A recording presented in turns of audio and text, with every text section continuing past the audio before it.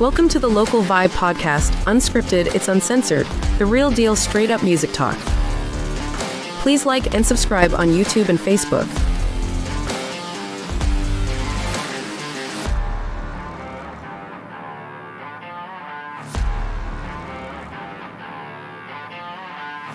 This is dedicated to the local musicians of Denver, Colorado.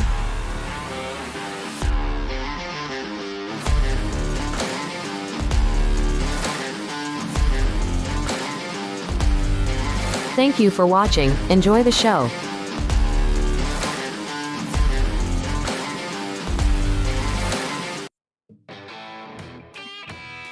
All right. Ladies and gentlemen, welcome back to another live episode of the Local Vibe Music Podcast. We are live in the studio tonight, and it's great to be back. We took a couple of weeks off. And yeah, we were enjoying summer, man. Well, late spring, early summer, I would say.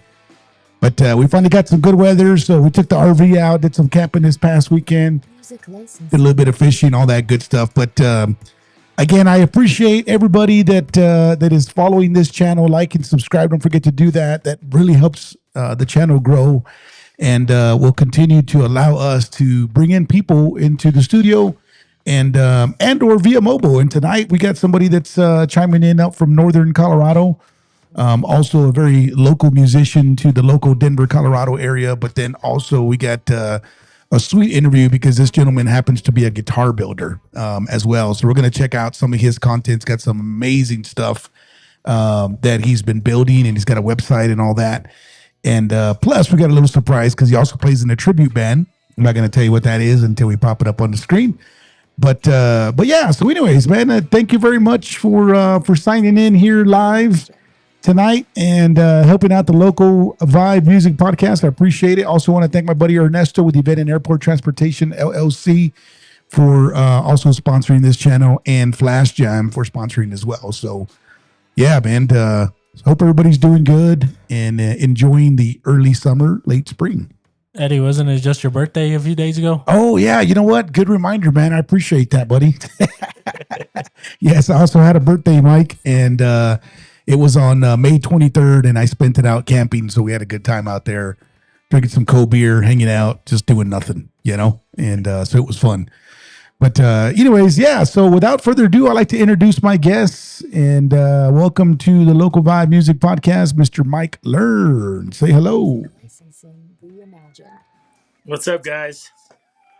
Thanks for having me. Yeah, man. Thanks, Mike. Thanks for coming in, man. Yeah, I appreciate you dialing in. I know when we had talked, you had said, well, I'm up in northern Colorado, and I was like, you know what? I got an idea. I can bring you in via mobile. We have some great technology that we are, privileged to have. So we figured we'd do it this way, and guess what? It worked out. So yeah, it worked out good for me. I mean, otherwise it's probably a solid hour drive and then plus in traffic trying to get down there, Yeah, for sure. Yeah. So I appreciate the opportunity. Yeah, man. Yeah, thank you. And you're in Longmont, or you're in Loveland? Where are you at exactly? I'm in technically Lafayette, but I'm closer to Erie in the rural, unincorporated Boulder County. Oh, okay. Gotcha. Cool, man. Yep. I know exactly where you're at. Yeah. Nice. All right, man. Well, awesome, Mike. Well, thank you for being here, man, and thank you for dialing in. I know we have a lot to talk about, and man, you've done some amazing things. I get to take a little sneak peek here that I'll be showing the audience some of your web pages and some of the stuff that you're doing. But before I do that, if you could, can you kind of introduce yourself to everybody? Maybe tell a little bit, everybody a little bit about yourself, kind of where you grew up and what kind of music you play. Well, my name's Michael Learn. Everybody calls me Mike, and the band, they call me Krusty. All right. I'm from Pennsylvania originally. I was born in 1965. Grew up there, and I left Pennsylvania after having played in bands for many years when I was about 29 years of age. And I moved to Arizona. As an airbrush artist, I got a job out there working for a company called Dino's Custom Painting, and we did a lot of high-end paint work, cars, trucks, motorcycles, planes. Every now and then we did some really odd stuff, but so I was there till 2006, 2000 and yeah, and when I moved up here 2007. um, I had my own business back in Arizona for several years. I was awarded the Easy Rider Painter of the Year in 2004, and that was a pretty good crowning achievement for myself as an artist working on motorcycles and vehicles. And we've had work on the cover of Playboy, Sport Truck, every motorcycle magazine that's ever been published. We've graced the cover several times on Hot Bike before it went down. And magazines all kind of have plummeted Yeah. lately with the internet and everything. But having moved up here after all of that, I decided to downsize my business from 14 employees to just myself. I used to have a silk screen printing business back in Arizona as well. We also had a marketing department working with Easy Rider, Hot Bike, and several other publications, Barnett's, doing advertisements for other people in the same industry. So um, we were multifaceted S Corps. And then when I moved up here, I figured the stress was getting to me, and I just wanted to kind of downscale things a little bit. And during all this time while I was painting motorcycles, I was building guitars. And I've been building guitars since 10th grade in high school wood shop, and out of necessity. I never really was the type of guy who would go out and spend thousands of dollars on a guitar. Even in the 80s, I did buy a Charvel once at a local music store, like 1984, and that was something to be able to do. And I played the hell out of that guitar in a band called Damien Steele back in Erie as a guitar player. Okay.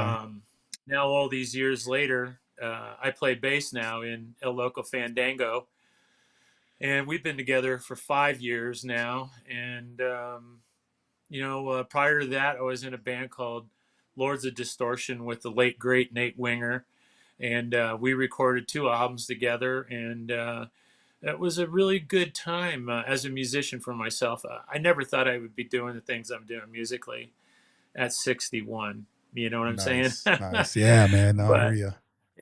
it's all good.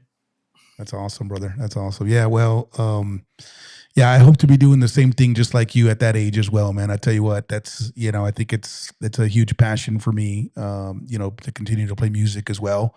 I don't build guitars, so I'm definitely interested in kind of hearing your story about, your guitar builds and stuff. And like I said, Michael and I had a chance to take a look at your website. You got some really cool stuff, man. So, wow, so awesome. So Easy Rider magazine, and that's the one that had been around, what, like since the 70s, right? Or maybe even prior to that? Yeah. Yep. Yeah. That Yeah. is awesome.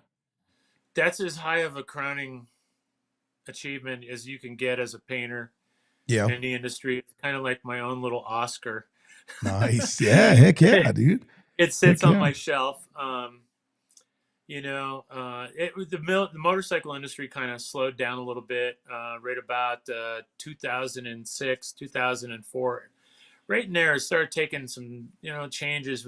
We had the bubble burst in housing, and I decided to change my orientation into focusing on the guitars. And I fortunately had been working with Fender musical, Jackson guitars, and Charvel guitars Okay. at the time before I moved out here. So everything gets pretty much shipped to me. I wasn't too concerned at really trying to develop any sort of marketing plan for the local Denver areas. I was still pretty busy doing what I needed to do to keep up with them. And slowly, as people got the word and they were aware I was around here, I started to get some calls and taken on some jobs and stuff like that with the local musicians, whom I'm very fortunate to know. It's just been the greatest musical scene that I've ever been in, Yeah. and it's been a real pleasure. So, Nice, man. Yeah. but Huh. Okay. So yeah, so with like Jackson and Fender guitars, so that's kind of depending on, and I'm assuming that'd be like a custom order, right? That somebody customly wants some work done. They'll send that guitar to you and then you'll strip it down and do the airbrushing and send it back, that kind of a thing. Well, generally, what happens during the production process of those instruments is a customer would have ordered it, a dealer may have ordered it, and then sometimes there's promotional shows and other events. And then there's also the artists that are on their rosters that need something, rather quickly to go out on tour and do their thing with the instruments that I'm painting for them. But yeah, that's been a multifaceted thing too. It'll come from the dealers, it'll come from and I get a lot of people who buy brand new Jacksons at Guitar Center or wherever else they can, get a hold of a Jackson, and they'll send it to me for paint. But from the Wow. factory, they send them to me ready for paint. I don't have to tear them down. They're going to be sprayed in the base coat color, and then I do the artwork on it. Sometimes I'll spray the base depending on the color scheme, but they send them sanded, all ready for me to go. I just have to do a little bit of masking and then start putting some paint down. Wow, man, that's awesome. Yeah. Damn, that's amazing. All right, cool. Yeah, I was just thinking about that because I checked this out. I got this Firebird back here that I just bought, and Oh yeah, it's one of the latest Epiphones that they reissued them and came out with these yeah, kind of the whole lineup, and right. man, I tell you what, it's such a cool guitar to play with. I played with it a couple of weekends ago, and I was thinking to myself like, man, I want to do some cool artwork or something. It's already got a really cool paint job because it's got kind of a different color. I forget exactly what they call it, but as it hits the light, like it changes color. Oh, Yeah, they and call it's a chameleon color, I believe, is what they refer that to. yeah, yeah. So it's Refer. really cool. And I never played a Yeah. Firebird, but I played that thing a couple weekends ago, and man, it's such a fun guitar to play. But Yeah, they can be neck heavy, but sometimes the bodies are big enough they kind of balance out. yeah, Um, it's I've definitely a built big several guitar, road. that's for sure. Yeah, I like them. I think they're really cool. Robin Crosby from Rat was pretty much the guy who really brought those forward in the heavy metal scene, and played Nice. them all the time. Yeah. And they're very popular. A lot of different companies are making similar versions. I make one that's called the Dirty Bird. Ah, nice. Okay. Well, shoot, man. Now that we're talking about it, Michael, let's go to the next screen, and Mike, maybe you can kind of walk us through here. And what I wanted to do was take a look at a couple of different things. Well, you got a Facebook page that has your stuff on it, but then you also got a web page, and I think that was MikeLearn.com, I believe. Yeah, MikeLearn.com. Okay, so Yeah. www.mikelearn.com, and we'll put this in the description as well, on the YouTube page. But yeah, man, kind of walk us through here. We'll start at the top and walk us through what you got here. Well, these are custom builds for different people around the United States. A few of them are just paint work on there, and you know, I really thrive in a world where I get to exist at full creativity, and I like working with customers that trust me within that capacity. It definitely gets the best work out of me. And so a lot of this stuff here you'll see some of it is what it like the skull build. I wanted to do something like that. I've always been a George Lynch fan. Didn't really want to copy what he had been doing. So I wanted to create something of my own, and I had been doing some of these carved guitars for Jackson throughout the years as well. So, um, the guitars, the building, it's a struggle to build guitars and find a market. I've like this guitar that's sitting up here on the wall. I guess I can't. Oh, I'm going backwards here. There you go. There you go. This one here with Freddy Krueger on there. I've been trying to sell that one for going on 3 years, and I just can't find a buyer for it. So Wow. oftentimes you're kind of like it's a catch-22 when you're building an instrument that you fulfill yourself creatively and thinking you're going to find a buyer, or you do something that's less creative on your own and then find somebody who wants to commission you for a job and you do exactly what you want.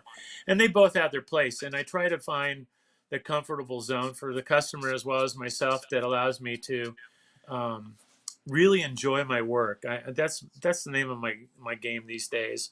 I really don't know if I'll have a chance to retire, but all Yeah. those instruments, these are probably within the last 20 years. Okay. those So that are this one with the there. bones there, if you click on that one, what is that? Click on that, Michael, and see. Okay, there you go. So this is called the Reaper. Yeah, that one's called the Reaper. Okay, and that Yeah, one and sold actually, right? yeah, that one sold to a customer who owns several guitars that I built throughout the years. But that guitar is built to shred. I was, prior to playing bass, I was pretty much a heavy metal guitar player, and um, I'm a heavy metal fan, So Yeah. I always built guitars that kind of resonated with that genre, and as well as accompanied the work that I did for Jackson and Charvel too. So I wanted to be able to also do stuff like this so I could show those guys and say, hey, I had this idea, and not on their time or expense. I would build it on my time and then try to find a customer. But I would share those with the customers and the staff over at Jackson Charvel. So that Gotcha. was a fun Okay. one, though. Nice. Yeah. All right. And then if we back up now on this particular page, do you have some that are actually for sale right now that people can go and look at and maybe even No, purchase, or these are just this is your history here?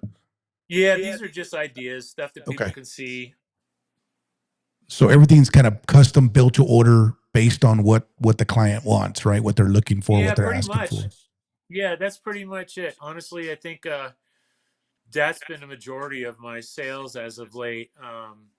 I've been doing an awful lot of these George Lynch Bones customs that I have to have CNC'd the bodies, and then I go in and hand carve all the details into them, make the necks, do whatever I got to do to modify them. Sometimes people want to have 24 fret neck, and then I have to do all sorts of stuff to change those dimensions on the guitar bodies.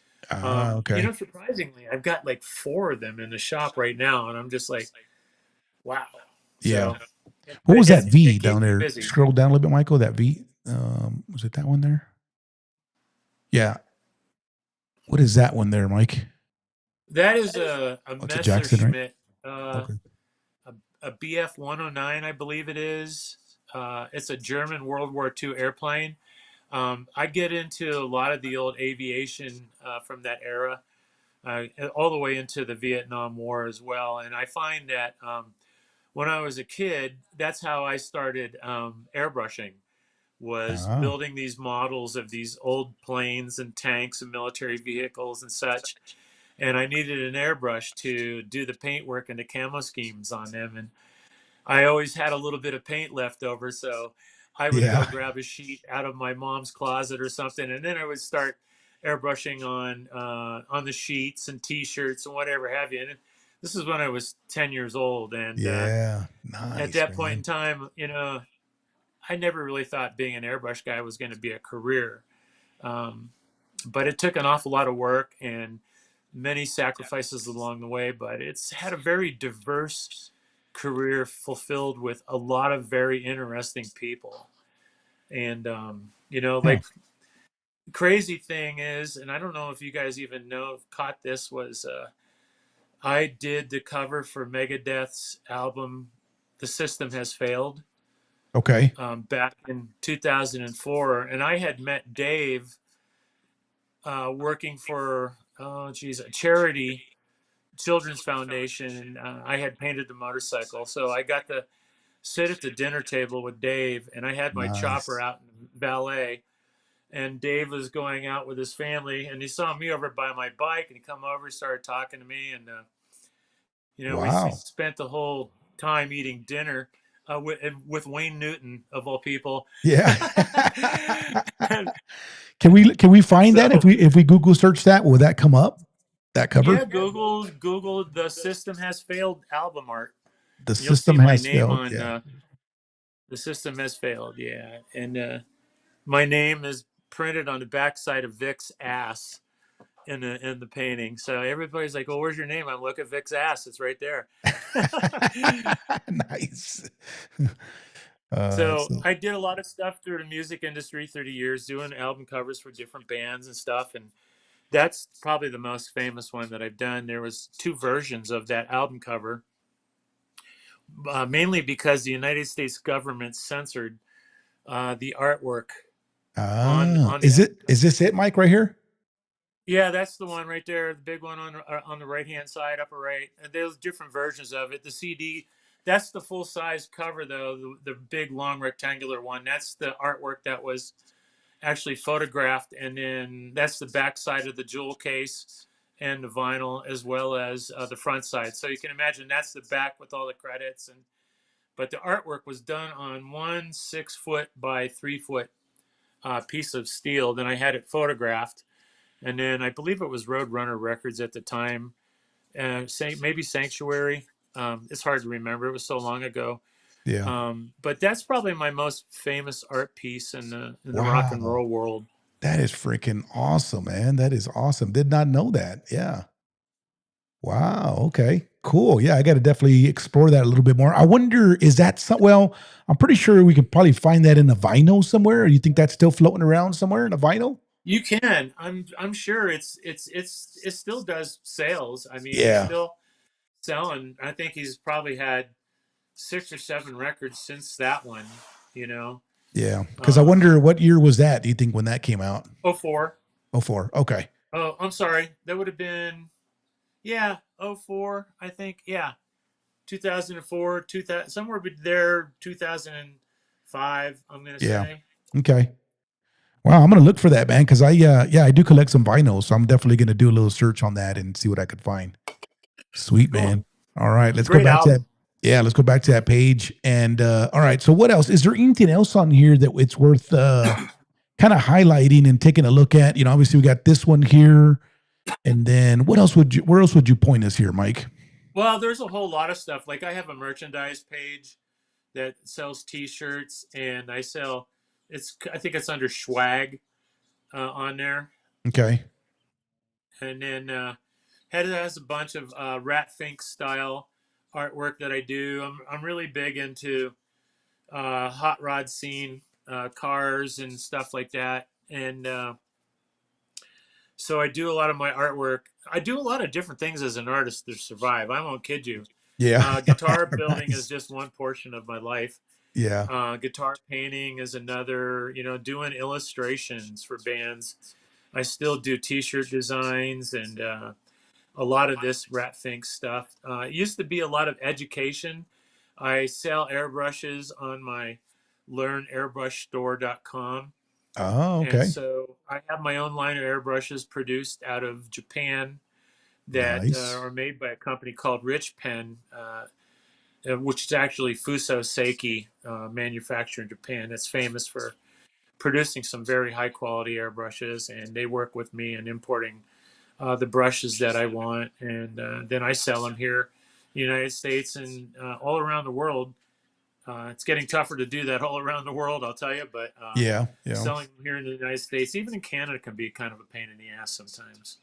So, Mike, so in terms of like the classes or the lessons, or if somebody wanted to take up, you know, kind of a basic 101 airbrush class or something like that, is that something that you do Yeah. as well? Or wow, okay. I would go, you know what? I don't do that so much anymore because between the band and my And business, your I am builds. so busy that to shut down everything for a week to do, a class for a handful of people, it just doesn't financially work out Yeah. for myself as Yeah. much as staying busy. But I do enjoy it. I enjoy, working with people. I like the guitar building class probably more than the airbrush building classes, and creating an instrument that the students have a chance to become quality heirloom, and something they really take a lot of pride in. They can make music. They can sit and stare at it on the wall. Sure. Sure. Nice. So, but I Yeah. don't Yeah. do so much. I used to work with Airbrush Action Magazine. They went under. And then some of the other companies I worked with, Airbrush Art Circus, they no longer do it anymore either. I find that my YouTube channel, which I don't get too heavily involved with, I have put a lot of instructional video on there. You can Mike Learn Studios on YouTube, and you'll find, I don't know, 30 some videos on there that I've done in the last 25 years that I've uploaded periodically. And then every now and then I'll do a live broadcast. And I put that out there, and really for no more reason, just to let people know who I am, Yep.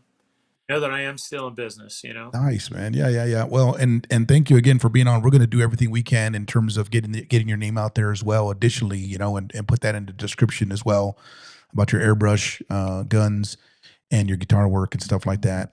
So you said on the YouTube, if we go to YouTube and we type in Mike Learn video lessons or Studios. studios, okay, If you just type in Mike Learn Studios. Mike Learn Studios.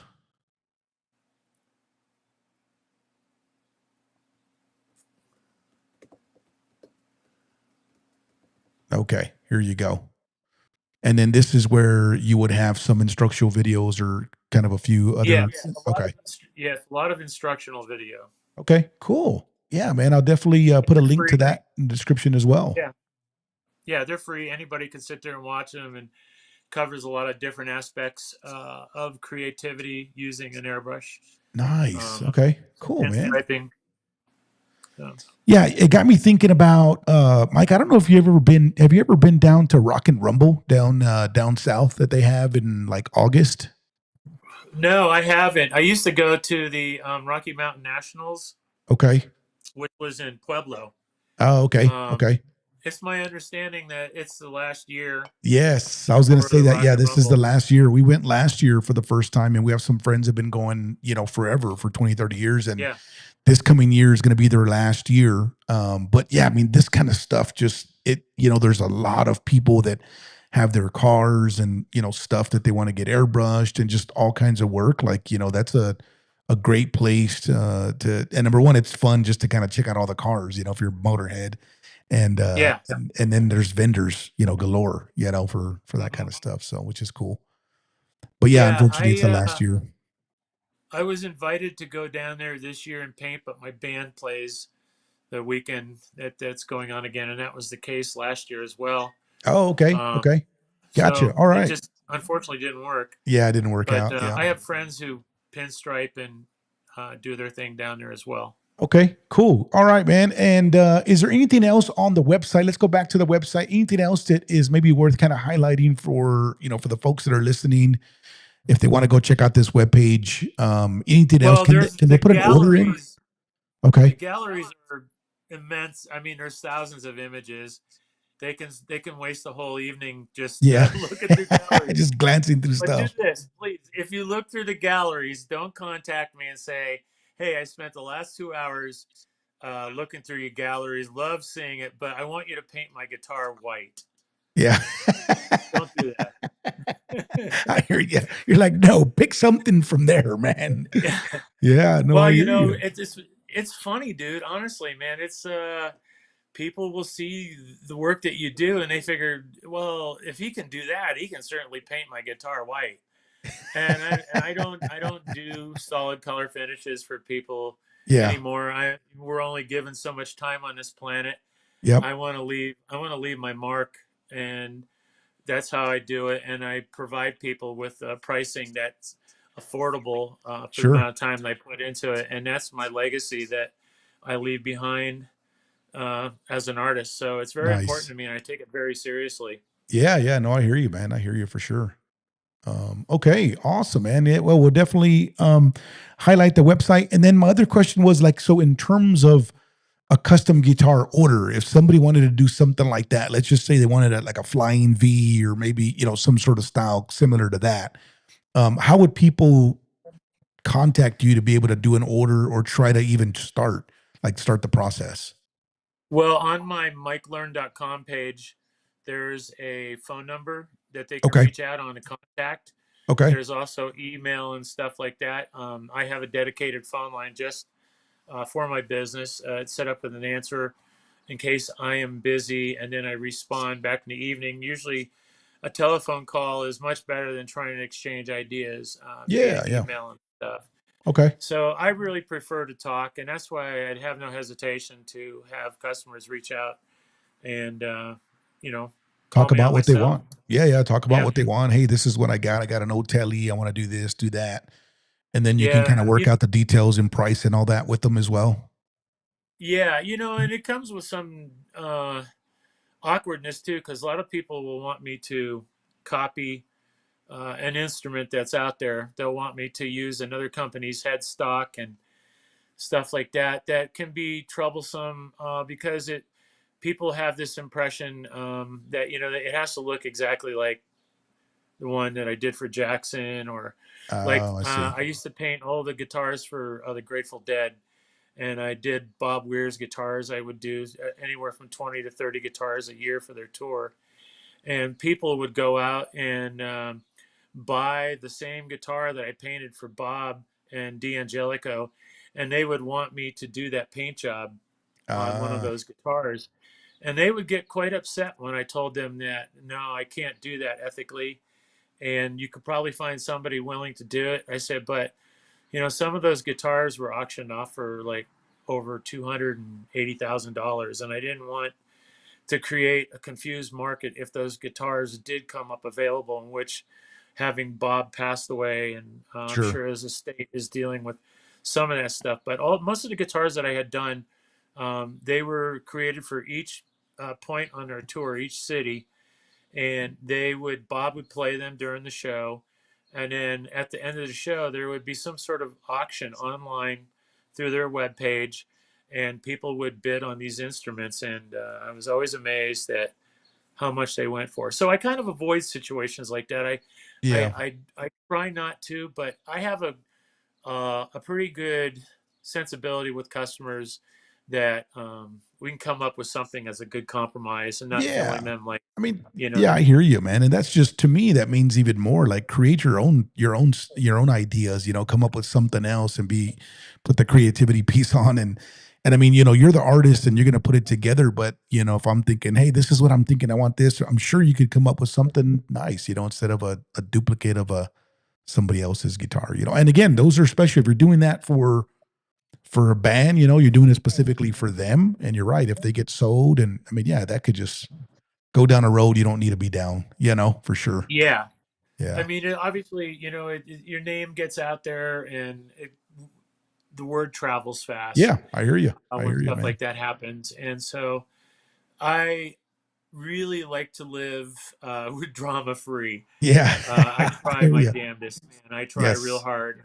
I hear you, Um, buddy. I hear you. and that keeps the stress off your shoulders. You know what I'm Yes, saying? it does. Absolutely. Nothing wrong with that, man. All right. Awesome. Well, we'll definitely highlight all that stuff. We'll put that in the description as well.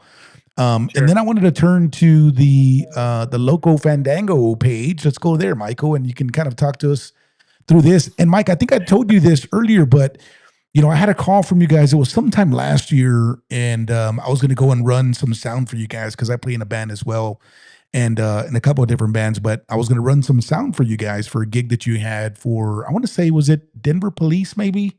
Yes. Yes. Okay. Denver Police Department. It Yeah. was to raise money for Yeah. Something like that, fallen right? officers. Nice, yeah. And anyways, the gig got canceled, so I didn't get to meet you guys in person. But that's how I remembered. I was like, oh yeah, I remember I was going to do that. So Yeah. that would have been It's cool, probably a man. good thing that you didn't get a chance to meet us personally. Yeah.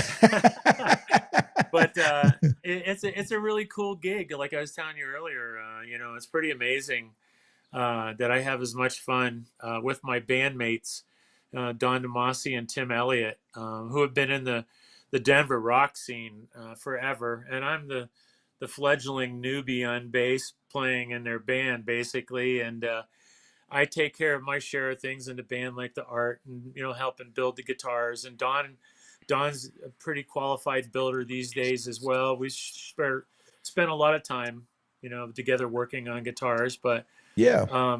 5 years now, and so if you look at that picture there, Yeah. that's actually Don's car. Okay. Nice. So we have, the car to go around. We use it for promotional all the time, and we spent a lot of time on outfits. I pretty much had a whole closet of cowboy boots, hats, jackets, and slacks. And Don is also known as Donnie Bedazzlin because he is the bedazzler in the band that makes everything Nice. sparkle. So, uh, Cool. yeah, we're just a bunch of old farts, staying alive, doing what we do, Oh and man, that's just do it. that however you can musically. Heck yeah. Heck yeah, man. Yeah. And then what kind of led to the tribute for ZZ Top? Was that somebody in particular's idea, or how did that come about? Do you know? It's a pretty funny story. Yeah. But so I was in an original band for about 8 years prior to that.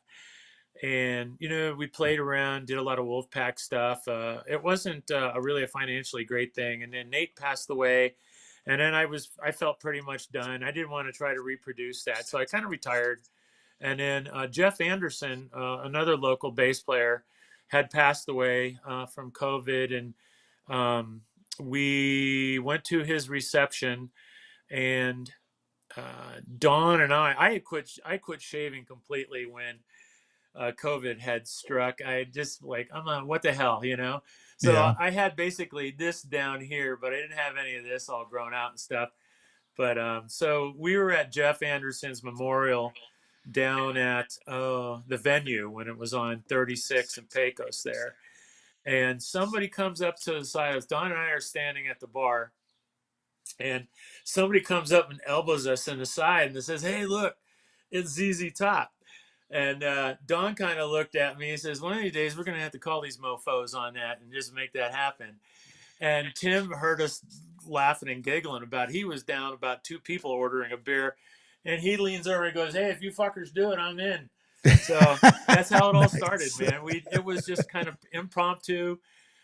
We had been friends for a long time. I had a lot of respect for those two guys in the Denver scene and what they've done with themselves and the ability to keep bands together and make things work for the long term. I think that I had a lot of respect, and the opportunity to go do that in a different format, playing bass, is something that I felt compelled to do. Nice. I didn't even own a bass when it all went down. I had to come home and build a bass. You're like, wait a minute, I'm going to build one. Luckily, I can build something. Yeah, Nice. So, do you Rich Toller. use a 5 string or a 4 string? What do you typically use? Oh, 4 string, old 4 string. school. No, Okay. no.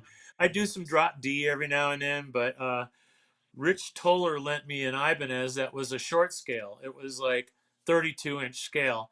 And so I got used to playing on 32-inch for a while. Then I plugged in a 34-inch scale, and I noticed how much more bottom end it had, more responsive in that frequency range it was. So then I built like three 32-inch scale basses, and I had the one Rich lent me. And then I built a whole bunch of 34s after that. And then Don and I started matching up the instruments and really paying attention to like the ones that we're holding there next Yeah. to his red Ford. Those are identical to the ones that ZZ Top actually plays.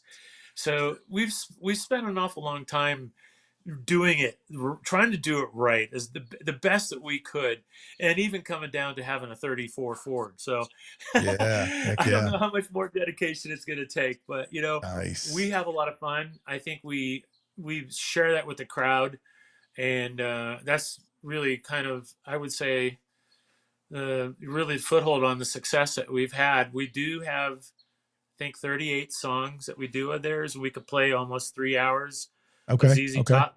Nice. ZZ Top doesn't even play 3 hours. I So know, how right? could I was we? going to say. Well, that's funny because we were talking about that because I play in a cover band, but we were talking about, man, I tell you what, the tribute bands is the way to go because for the most part, you really don't have to play that much, right? I mean, again, if you book a gig, you can book it for hour and a half or 2 hours. And, again, or even 3 hours, like that's stretching it too. But as a cover band, we're always playing 3 to 4 hour gigs, and that's a lot Yeah, of songs, it's like, man, yeah. And that's, it really depends what band you're yep. tributing.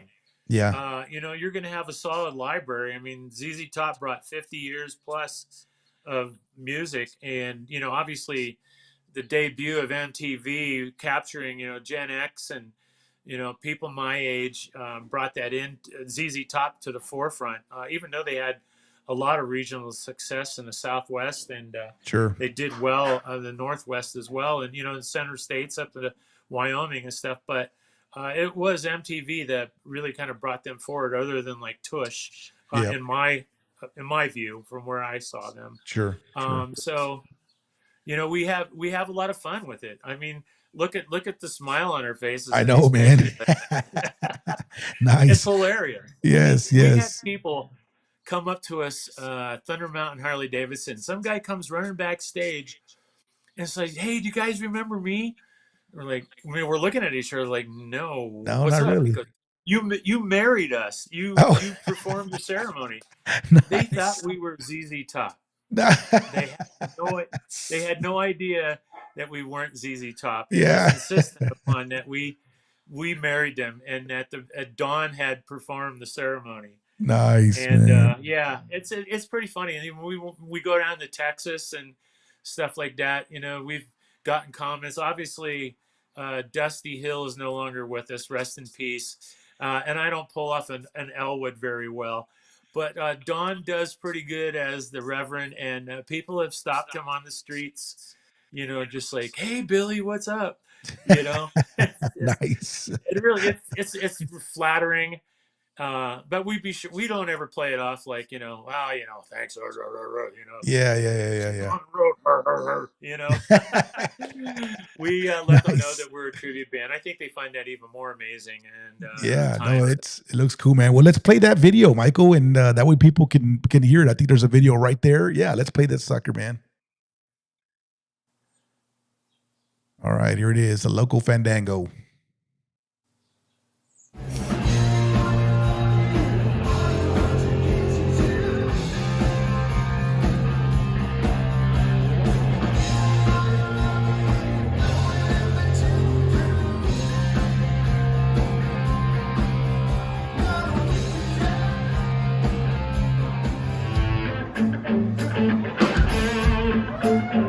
Nice.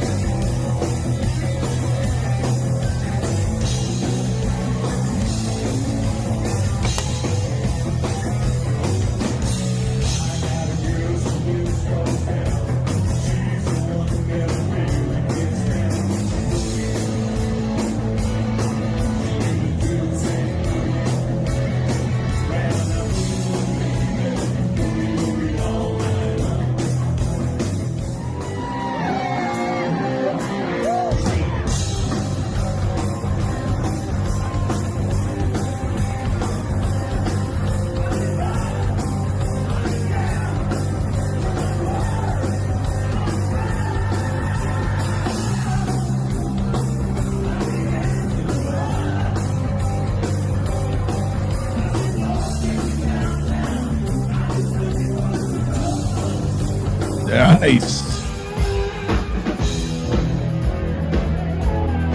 Wow, look at those guitars, man. you have to have a special permit for them.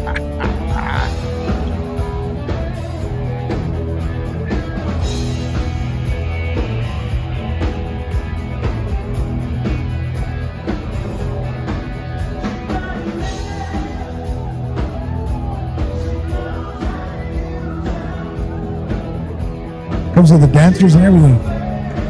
Yeah, that was we have a dance on that called Empty Legs. That was fun.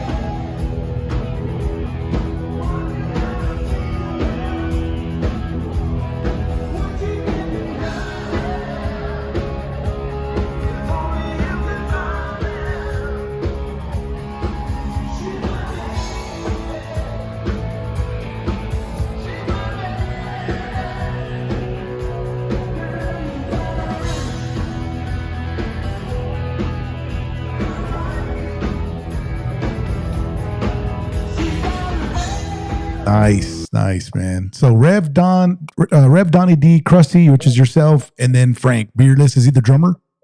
Yes. All right. Nice, man. Heck yeah, dude. That sounded freaking awesome. Now, on here, you got some show dates. What are your upcoming gigs? Do you guys have any upcoming gigs coming up anytime soon? I think the next local one we have is tomorrow down in Parker at the Tailgate Tavern, and Oh, I no way. You believe guys are playing there, huh?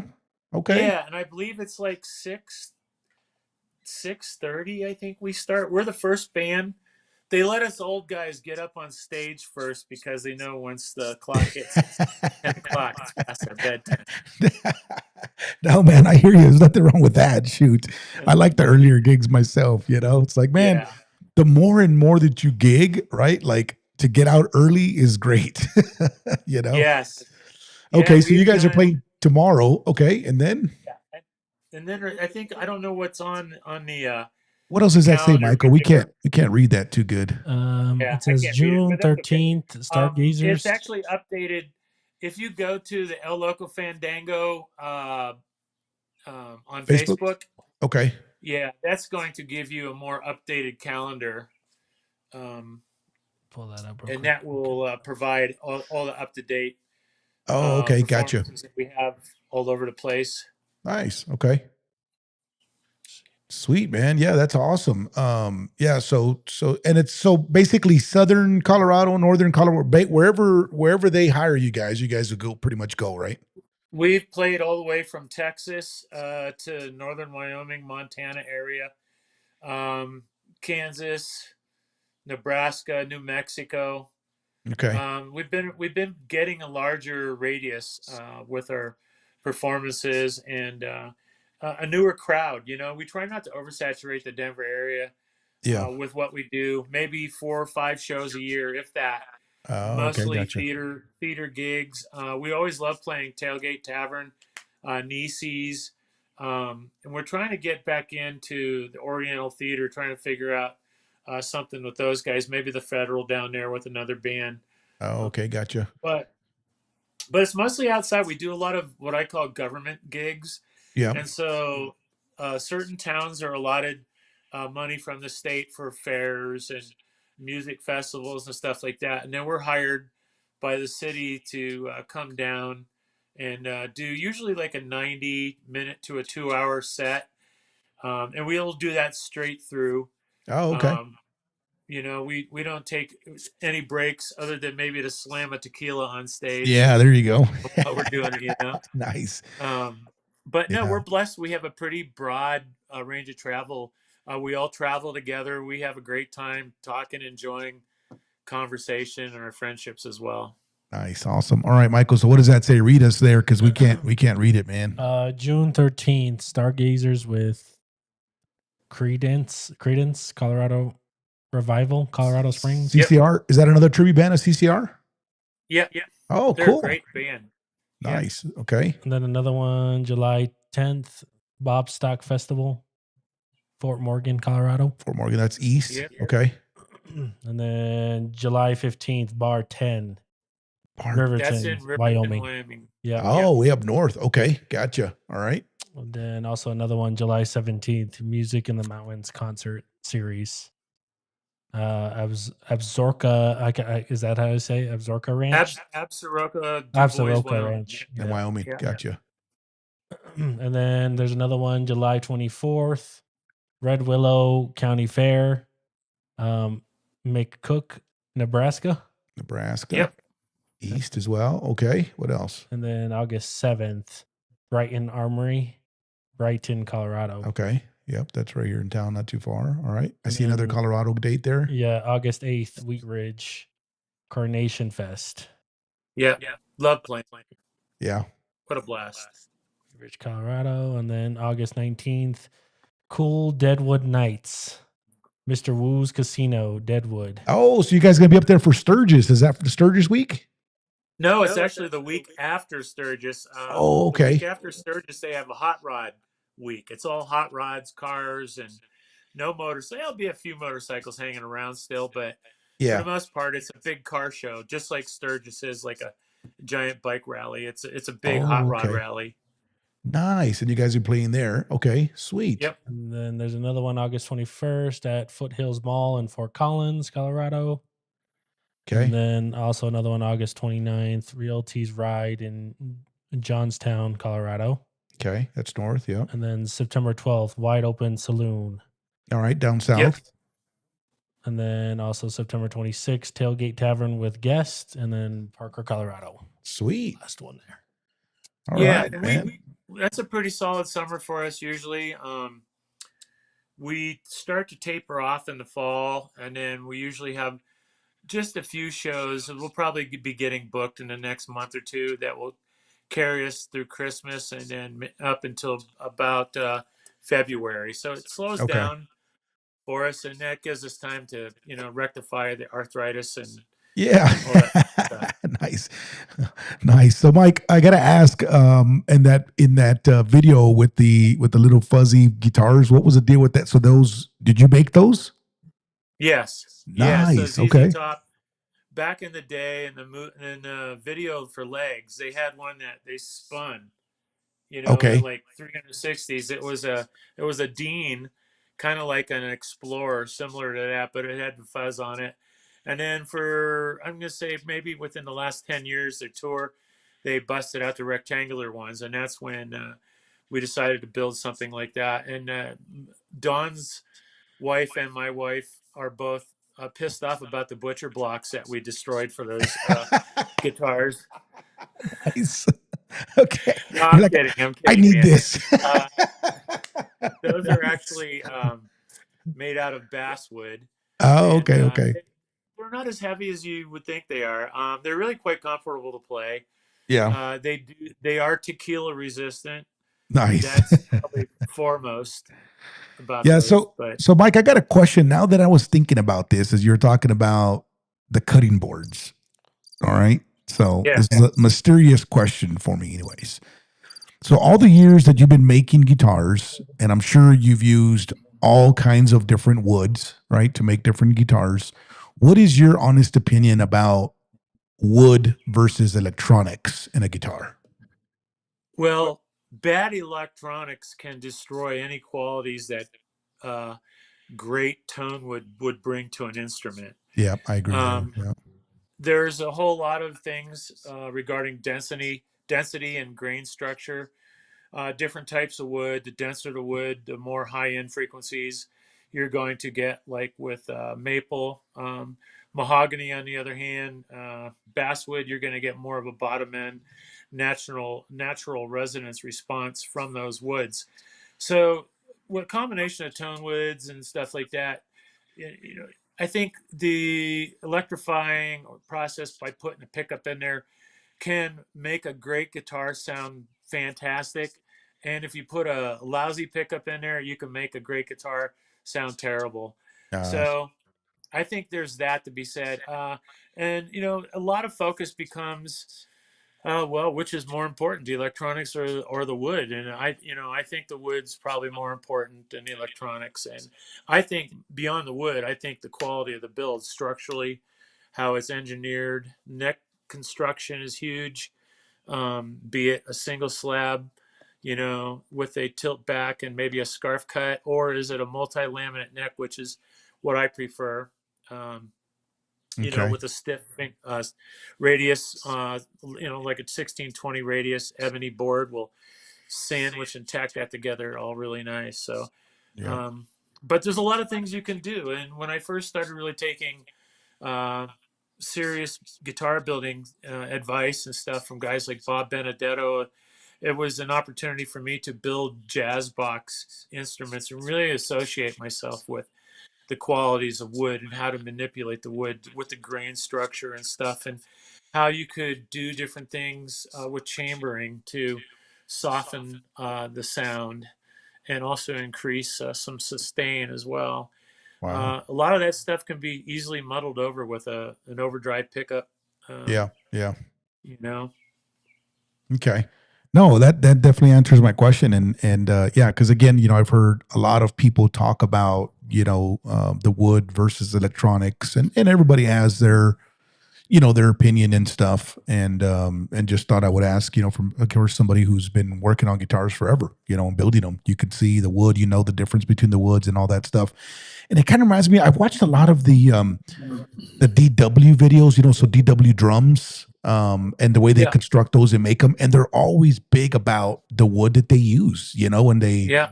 they'll show you specifically what they're talking about when they hit this wood versus that wood.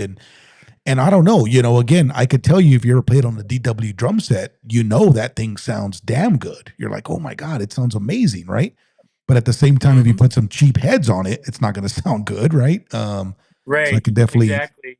understand the balance there, Yeah. And I think that, it's all really relative. I mean, wood instruments have been around for hundreds and hundreds and hundreds Yep. of years, Very long centuries of time. engineering, well before electronics, and the mastering of wood structure, tonal response, resonance, and all that stuff have been forefront to anything that the last 100 years has brought to music instrument. Yeah. So it's all very important. And then another thing is aesthetically. What do you like? Do you like Yeah. what kind of wood? You can get into all that too, and they all have a certain amount of effect on things too. But And frets, right? Stainless steel frets and other kinds of frets. Yeah. And yeah, stainless steel, all that stuff, scale length, radius on a fingerboard. These all become very particular and subjective to the even player. strings, right? Even strings that you put on it, right? That could be Very much so. Yeah. yeah. Totally. Huh. Yep. Interesting.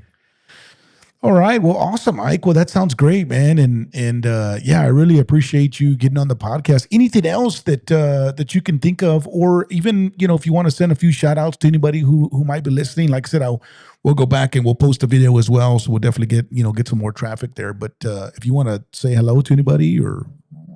Well, I don't know if anybody out there in particular is watching or whomever, but always happy to say hello to fellow Denver musicians. And certainly if you guys ever need anything custom or one-off, you're looking for something different or even modifying what you might have, feel free to look me up. And I offer discounts to the local scene. Nice. And as I said before, I've been very blessed to be as welcomed into the scene as I have from a lot of very qualified and great people. And so I'm very thankful for that.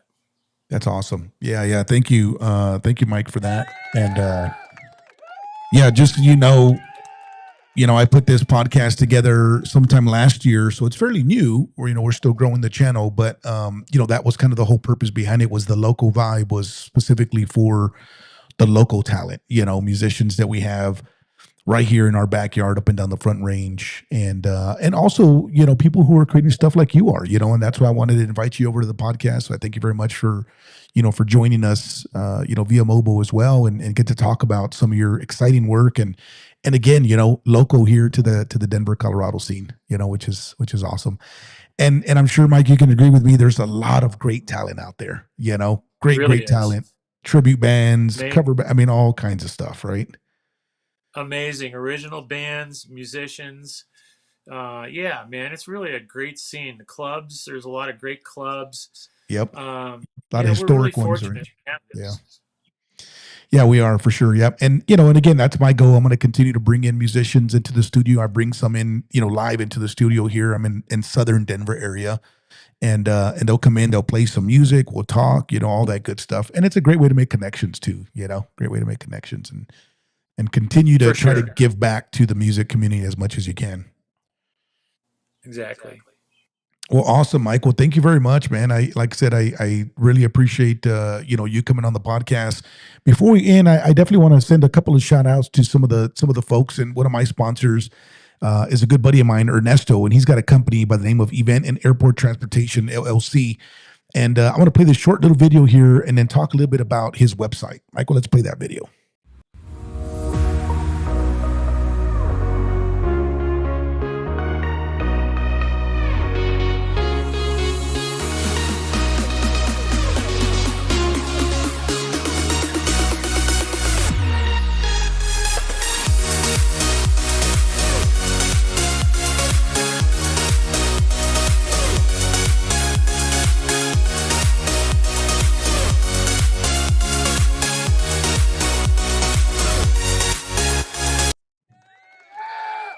right. Yeah. So this is Event and Airport Transportation LLC, www.limo.limo.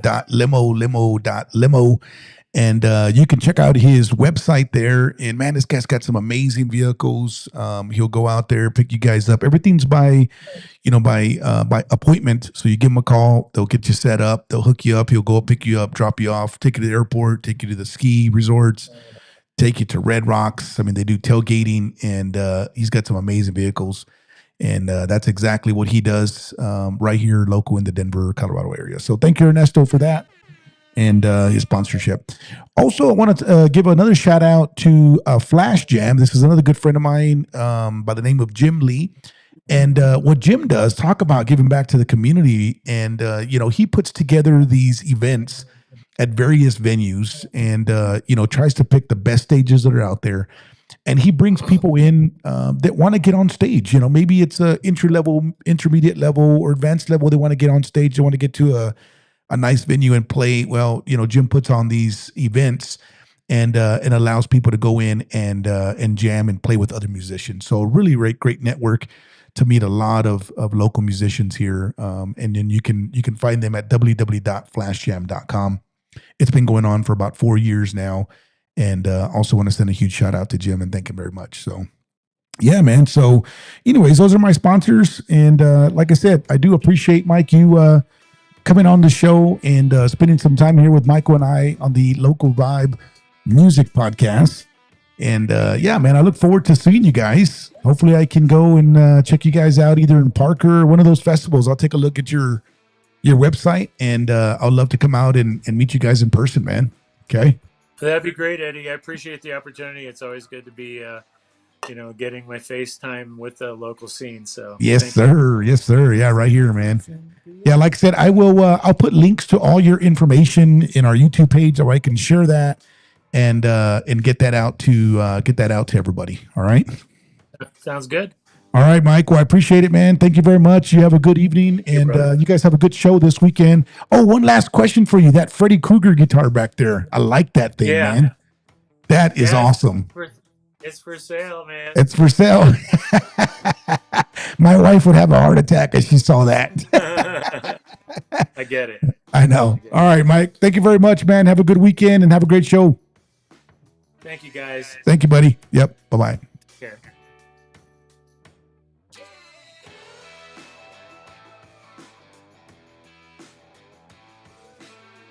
Got it? Music licensing reimagined. Your upcoming show.